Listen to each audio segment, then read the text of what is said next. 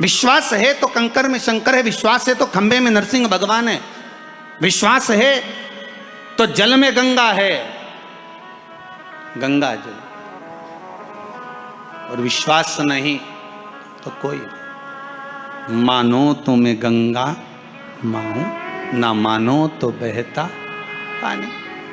अब ये तो आपके ऊपर है, आप चाहें तो बहुत दूर जाकर भगवान को ढूंढना चाहोगे, और नहीं तो आपके ही पास में, आपके ही घर में, आपके ही करीब में, आपके ही हृदय में शिव तत्व बैठा है,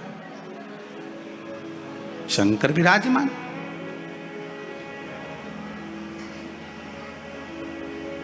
आप उसको ढूंढो।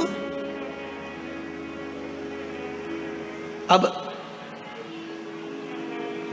माता अहिल्याबाई की माता सुशीला शिंदे जी ने कहा गर्भ नहीं ठहरा है, बच्चे नहीं। श्री मनकोजी शिंदे ने कहा क्यों चिंता करती है, काय का टेंशन, काय की चिंता। मेरा उघड़दानी, मेरा भोलेनाथ कभी खाली नहीं छोड़ता। सब शिव महापुराण की कथा कहती है, आप अगर विश्वास रखे हो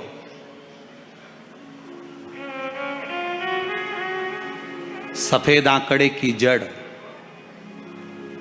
जिस नारी का संतान नहीं हो, गर्भ नहीं ठहरा हो, सफेद आंकड़े की जड़, जिस देव अधिदेव महादेव की कथा जिस तुम्बरुका जी ने श्रवण कराई है, शंकर भगवान जिनके सामने बैठकर शिव पुराण की कथा सुन रहे हैं, उन तुम्बरुका जी का नाम लेकर शिवलिंग पे से 21 बार घुमाकर मंदिर में ही कमर पर 7वें दिन रजस्वला धर्म के जो बांध लेता है, और एक पीपल का पत्ता अवधूतेश्वर महादेव का नाम लेकर शंकर पर चढ़ाकर उसको गाय के दूध में उकाल कर रात्रि को दोनों पति पत्नी अगर पीकर सोते हैं, 3 महीने में भगवान भोलेनाथ उसकी गोद भर देते हैं। ये शिव तत्व।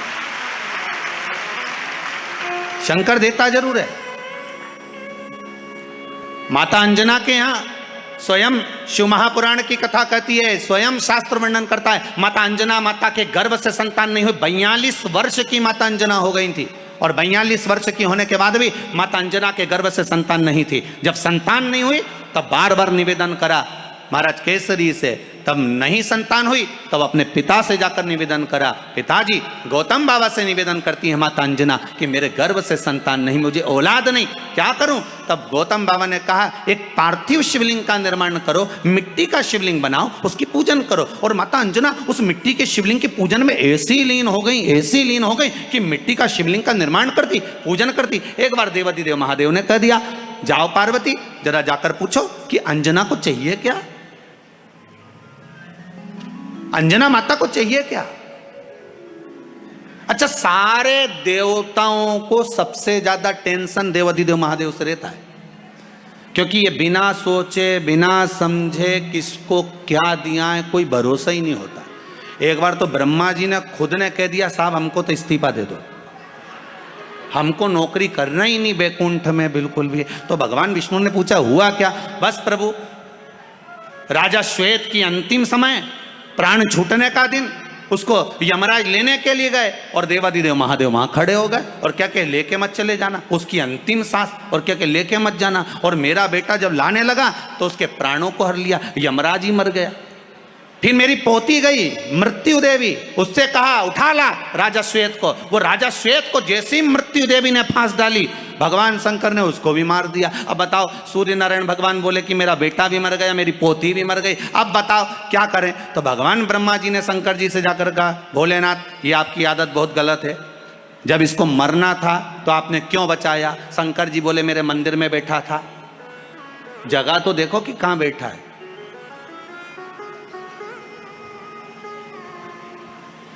ब्रह्मा जी ने भगवान विष्णु से कहा हमको ये काम नहीं करना, आप तो हमारा इस्तीफा स्वीकार करो।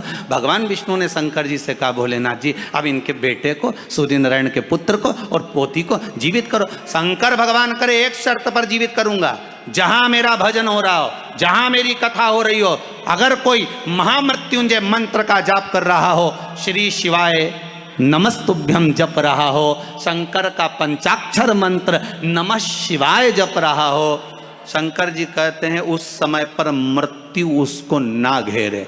तो इतने में सूर्य नारायण भगवान कहते हैं शपथ लेता हूँ, संकल्प लेता हूँ, जहाँ आपका नाम होगा, अगर पृथ्वी पर कोई मरने का भी समय आ गया तो पहले आपसे पूछा जाएगा उठा ले। तुम बोलोगे तो बात दूसरी है। शंकर जी बोले हम बताएंगे तो उठाना, हम बोल दें अगर ये शंकर जी का नाम जप रही है और पड़ोसन नी जप रही है तो हम इशारा कर देंगे बाजू वाली को उठा लो। तुम टेंशन मत ले।